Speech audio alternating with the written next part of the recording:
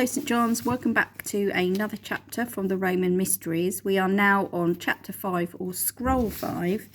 If you can remember, in the last chapter it was Flavia's birthday and she had been given the gift of a scroll from her friends and neighbours next door. So let's carry on and see what happens in scroll 5. "Oh no, I knew it would be all too much for her," cried Flavia. "She only came off the slave ship this morning." "Don't worry," said Mordecai. "Perhaps the food was too rich for her. She may be in the latrine." But when Flavia reported that Nubia wasn't there, they all began to worry and decided to search the house. Still wearing their party garlands, Mordecai and Flavia's father looked downstairs, while Jonathan, Miriam and Flavia searched the upstairs bedrooms. The doorkeeper, Cordex, dozing in the atrium, swore that no one had gone out. Alma, scrubbing plates in the kitchen, had the back door constantly in her line of sight. She was sure Nubia had not gone near it. When they had searched the whole house, they met in the atrium by the household shrine. "Before we begin the search outside," said Flavia's father, gravely removing his garland, "have we checked every room?" "Yes," said the children. "Yes," nodded Mordecai. "No," said Cordex, slowly scratching his armpit. They all gazed at the big slave. "Scuto is still shut up in the storeroom," he mumbled. "He was whining and scratching to be let out, but—" "Yes," they cried. Then he went very quiet." They all hurried to the storeroom, and cautiously Captain Geminus opened the door. By now it was dusk, and the storeroom, which had no windows, was dim and shadowy. They could just make out the shapes of dozens of storage jars full of wine and grain, half buried in the sandy earth to keep them from toppling over. "I think I see him," said Flavia's father. "Bring a lamp." Alma rushed to hand him a clay oil lamp, and the captain stepped into the storeroom. "Great Neptune's beard!" he exclaimed softly. In the golden lamplight they saw Nubia and Scuto curled up asleep on the sandy floor. The girl's dark head rested on the dog's broad, woolly back. She had placed her flowered garland on his head. As they all crowded into the doorway, Scuto raised his big head with the garland slightly askew. He looked at them drowsily, sighed deeply, and went back to sleep. One bright afternoon, a few days later, Flavia's new friends accompanied her to the river harbour to see her father off on a voyage. Dr. Mordecai and Captain Geminus led the way. They looked an unlikely pair, Flavia thought, as she watched them walking and talking together. Her fair-haired Roman father in his tunic and blue cloak, the doctor was with his exotic turban, robe and beard. But they had a common passion, travel. Mordecai had lived in Babylon and Jerusalem, two cities her father had never visited, and Captain Geminus had seen many countries which Mordecai had only read about. Flavia was glad they liked each other, because only in a few days she and Jonathan had also become firm friends. Jonathan had been coming to her house every morning to help teach Nubia Latin. He and Flavia had been reading the Aeneid to her, often stopping to explain or act out words. Jonathan was very funny and made them both laugh. Flavia thought it was good for Nubia to laugh.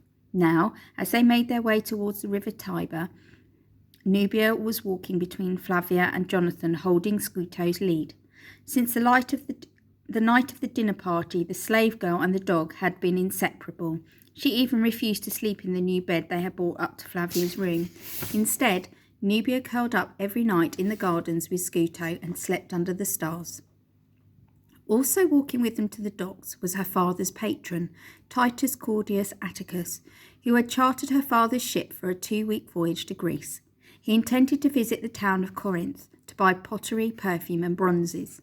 Claudius was a very wealthy merchant who lived opposite them, in one of the largest and most beautiful houses in Ostia. He also had a townhouse in Rome and an estate in Sicily, but despite his wealth, he always seemed very sad. Flavia's father had once told her the reason. While Claudius had been serving as an officer in Germania, which is Germany, his whole family had been slaughtered by barbarians. A lovely wife, 3 fine young sons and a baby girl, now all gone to the underworld, and no one to leave his great riches to. "Claudius doesn't need to work as a merchant," her father had said, "but since he lost his family, there is a deep restlessness in him.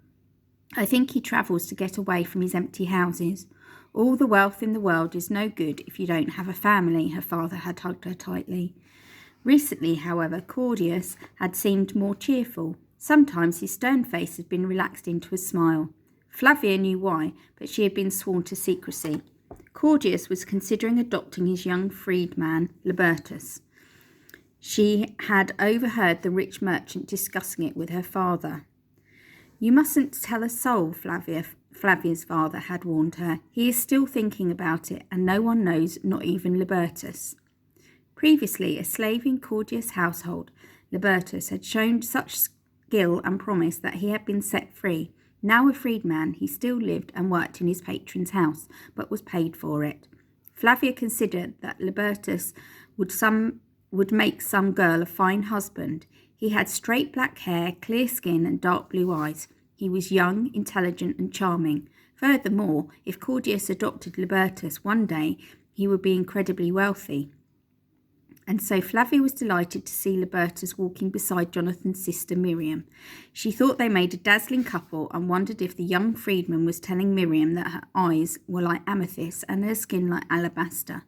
Then she heard him say something about slavery in Judea and sighed. Libertus was definitely not wooing Miriam. As they emerged from between two warehouses and stepped into the quayside, Flavia took a deep breath of the salty air. Seagulls and swifts soared and swooped above the river. Sailors and dockers rolled barrels and wine jars. Slaves loaded crates on carts and soldiers marched past, and this was the quietest time of the day. The harbour always made Flavia feel both excited and sad. Excited because every ship promised a new adventure, and sad because her father so often went away. The sight of her father's small ship, the Myrtilla, also made Flavia sad. Myrtilla had been the name of her mother, who had died in childbirth when Flavia was only 3 years old. The twin baby boys had died too. Flavia had been left alone with only her father and nurse Alma.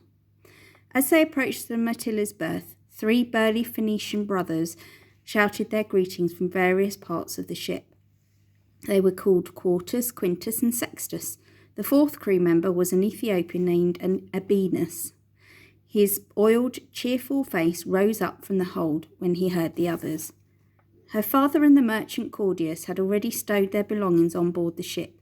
They had visited the temple of Castor and Pollux to make sacrifice for a good and profitable journey. Now the wind was favourable, and it was time for them to depart. Captain Geminus bounded up the boarding plank to make some last-minute checks aboard the ship, while Claudius gave Libertus some final instructions. Flavia was disappointed to see the handsome freedman hurry home shortly afterwards. She noticed Miriam watching Libertus until he was out of sight. Suddenly, Flavia noticed Nubia had begun to tremble uncontrollably. The docks obviously upset her. The slave girl hugged Scruto for reassurance, and his wet kisses seemed to calm her. A few minutes later, Captain Geminus came down the boarding plank and put one arm around Flavia's shoulder. "Time for me to go," he said with a smile, and then added gravely, "You know I'm a little worried about your safety since that incident with the dogs. Your tutor isn't here to look out for you this month. Cordets can be terribly slow, and I don't know what Alma would do to protect you against a pack of wild dogs, or even kidnappers." "Don't worry, Pater, I'm not alone. Dr. Mordecai lives next door, and I have Jonathan and Nubia to keep me company now. And there's Scuto." "Ah, yes, the fierce watchdog." They looked down at Scuto, who was lathering Nubia's face with his wet tongue. Smiling, Captain Geminus shook his head. "Well, if I hear you've been in the least danger, I'm packing you off to my brother's the next time I go on a voyage." "Don't worry, Patty. Jonathan and I will sit quietly in the garden all day and take turns reading the Aeneid to Nubia. We're teaching her Latin." She pulled Nubia close and put a protective arm around her. Good, good. Flavia's father quickly kissed her on the top of her head, said goodbye to the rest of them, and then he and Claudius boarded the ship. Using oars, the crew soon manoeuvred the small ship out of her berth and into the river channel. As the swift current carried the Myrtilla down towards the river mouth, Flavia's father stood at the helm holding the steering paddle. Although Flavia usually stayed to watch until the Myrtilla passed right out of sight, Nubia was trembling again, so Flavia decided to take her home quickly. Her father was busy at the helm, but just before they started back, Flavia saw him turn and wave one last time.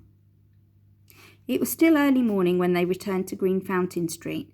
Theirs was one of the few quiet residential streets in the bustling town, and now, at the hottest time of the day, it was almost deserted. Only Libertus stood at the communal fountain at the middle of the crossroads. They waved as they walked past, and Flavia noticed Miriam give him a shy smile. As soon as they had left the docks, Nubia had stopped trembling. Now, Jonathan was walking beside her and teaching her words in Latin by pointing at objects and saying their names. Door, he said. Door, she repeated. Lion, he indicated at a bronze door knocker. Lion. Curb. Curb. Fountain. Fountain. Water. Yes, water. Good, encouraged Jonathan. Street. Street. Don't step in that. Don't step. Well, that looks like horse dung, but people empty their chamber pots here and it's pretty wet, so I think we better go back on the pavement. Nubia looked at him solemnly. Pavement, said Jonathan. Pavement, repeated Nubia. And what's this? Blood? Blood, said Nubia, and pointed at the trail of drops that led to Jonathan's front door. Okay, so we'll have to wait and see what happens in the next chapter. See you next time.